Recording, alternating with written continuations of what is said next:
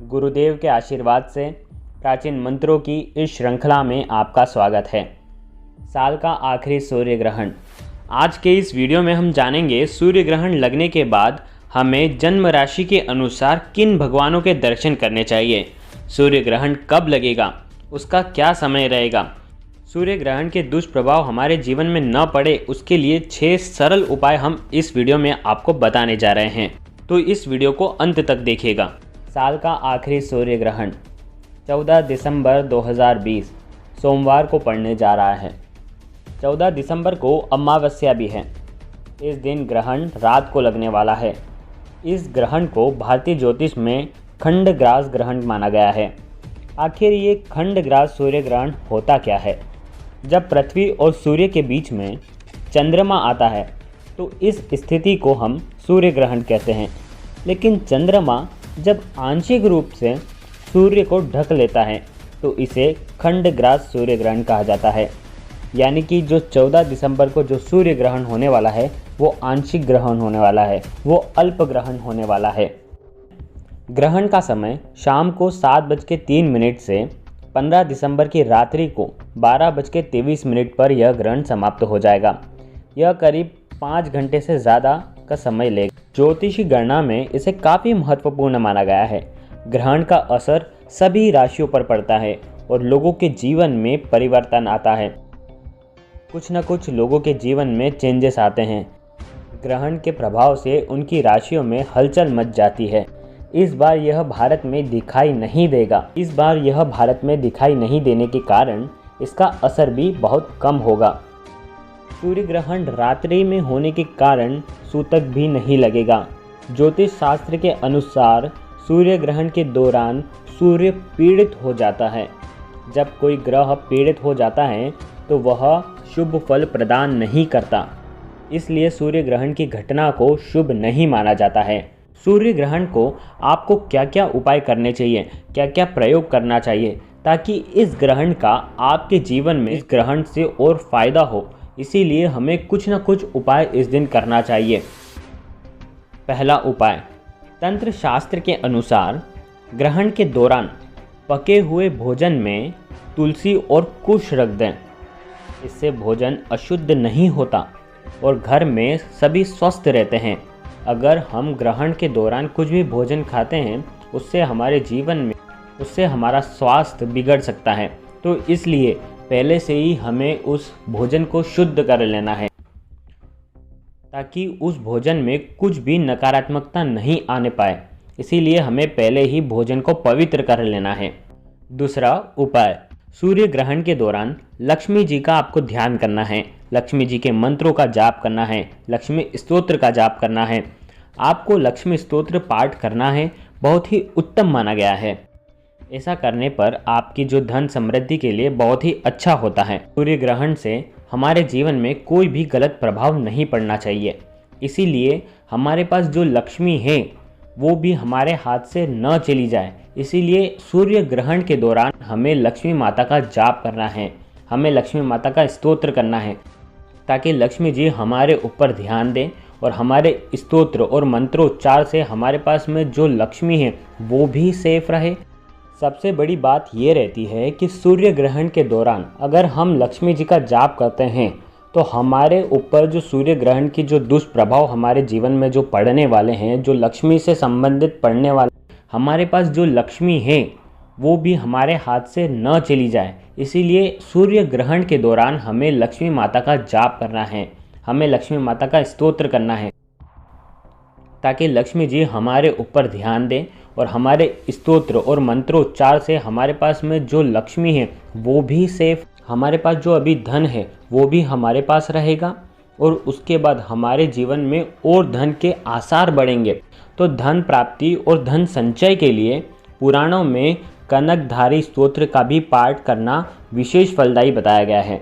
तो ध्यान रखें, आपको इस दिन लक्ष्मी जी का जाप करना है। तीसरा उपाय, सूर्य ग्रहण से पहले आप आपके घर में एक थाली में तिल, गेहूं और चना निकाल के रख दें, क्योंकि ये हमें दान करना है। फिर ग्रहण के बाद इनका दान कर दें। ऐसा करने से राहु केतु के अशुभ प्रभाव से आपको मुक्ति मिल जाती है। राहु केतु का जो अशुभ प्रभाव है वो आप पर नहीं पड़ता है। जो भी आपके घर में नकारात्मक ऊर्जा आएगी वह दान करने के बाद सभी समाप्त हो जाएगी।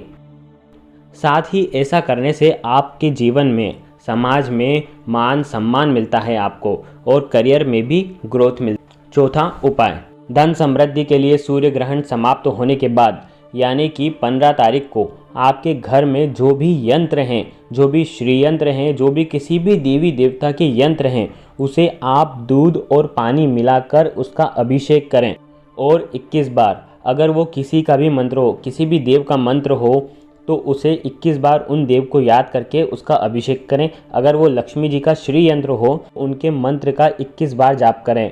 ओम श्रीम नमः का जाप करें। श्री यंत्र को शुद्ध कपड़े से साफ करें।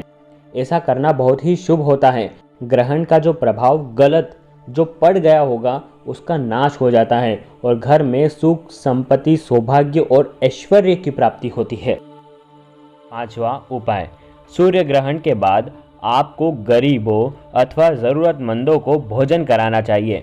आपके घर में अगर तुलसी माता का पौधा है तो ग्रहण के बाद यानी 15 तारीख को सुबह गंगाजल छिड़क कर उसे पवित्र कर दें, उसे पावन कर दें।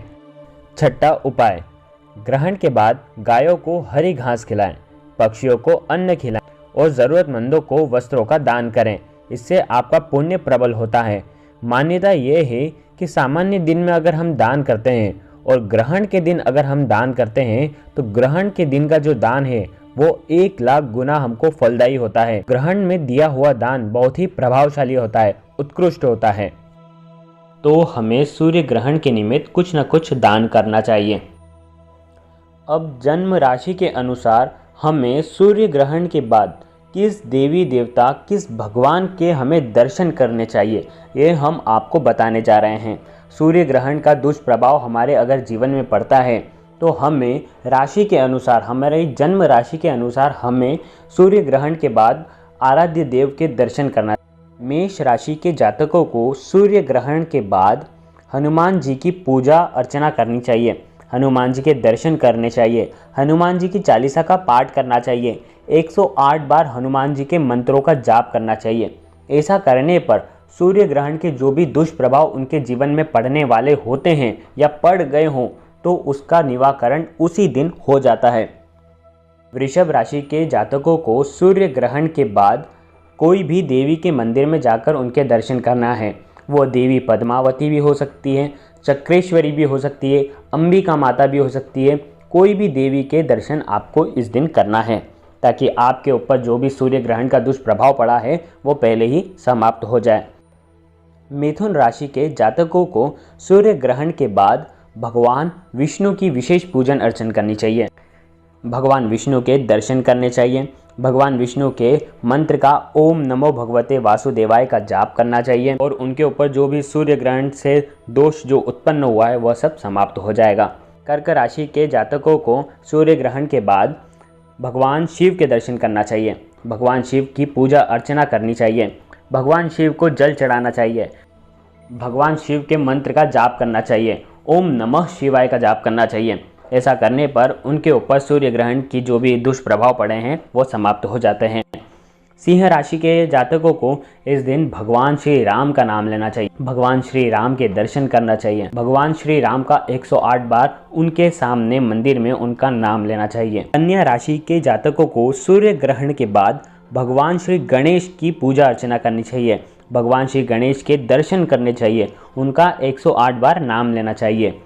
तुला राशि के जातकों को इस दिन भगवान नरसिंह के दर्शन करने चाहिए, उनके मंत्रों का जाप करना चाहिए। वृश्चिक राशि के जातकों को भगवान श्री हनुमान जी का जाप करना चाहिए, 108 बार भगवान श्री हनुमान का नाम लेना चाहिए, उनकी चालीसा का पाठ करना चाहिए, उनके दर्शन करने चाहिए। धनु राशि के जातकों को सूर्य ग्रहण के बाद धन्वंतरी देव के दर्शन करना चाहिए, धन्वंतरी देव के मंत्रों का जाप करना चाहिए। मकर राशि के जातकों को सूर्य ग्रहण के बाद भगवान श्री विष्णु का पाठ करना चाहिए, भगवान श्री विष्णु के दर्शन करने चाहिए और उनके मंत्रों का जाप करना चाहिए। कुंभ राशि के जातकों को सूर्य ग्रहण के बाद भगवान शिव की पूजा करनी चाहिए, भगवान शिव की पूजा से उनके जीवन में जो भी दुख आने वाले होंगे वह सब पहले ही समाप्त हो जाएंगे और ओम नमः शिवाय का जाप करना चाहिए। मीन राशि के जातकों को इस दिन अपने जो भी गुरु हैं उनका स्मरण करना चाहिए, उन्हें याद करना चाहिए, उन्हें उनके मंत्रों का जाप करना चाहिए। परम कृपालु परमेश्वर की असीम कृपा से, गुरुदेवों के आशीर्वाद से आपको प्राचीन मंत्र, यंत्र और उपाय आपको प्रभावना के रूप में दिए जा रहे हैं। हमारे इस चैनल को लाइक करें, शेयर करें, सब्सक्राइब करें और बेल आइकन को जरूर